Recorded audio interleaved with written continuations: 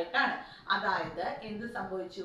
സാന്ദ്രതാ വ്യത്യാസമുള്ള രണ്ട് മീഡിയങ്ങളാണ്, ഒന്ന് വെള്ളവും ഒന്ന് വായുവും. അപ്പൊ സാന്ദ്രതാ വ്യത്യാസമുള്ള ഒരു മാധ്യമത്തിൽ നിന്നും സാന്ദ്രതാ വ്യത്യാസമുള്ള മറ്റൊരു മാധ്യമത്തിലേക്ക് പ്രകാശം കടന്നപ്പോൾ അതിന്റെ പ്രകാശപാതയ്ക്ക് ഒരു വ്യതിയാനം സംഭവിക്കുന്നുണ്ട്. അതായത് ഇവിടുന്ന് പ്രകാശം വെള്ളത്തിലേക്ക് കടക്കുമ്പോൾ ഈ അറ്റ് ദ പോയിന്റിൽ ഈ ഒരു പർട്ടിക്കുലർ ബിന്ദുവിൽ വെച്ച് പ്രകാശത്തിന് എന്ത് സംഭവിക്കുന്നുണ്ട്? ചേഞ്ച് സംഭവിക്കുന്നുണ്ട്, ഒരു മാറ്റം സംഭവിക്കുന്നുണ്ട്. ആ വ്യതിയാനത്തെയാണ് നമ്മൾ എന്ത് പറയുന്നത്? അപവർത്തനം. അപ്പൊ എല്ലാവർക്കും കിട്ടിയെന്ന് മനസ്സിലാവുന്നു.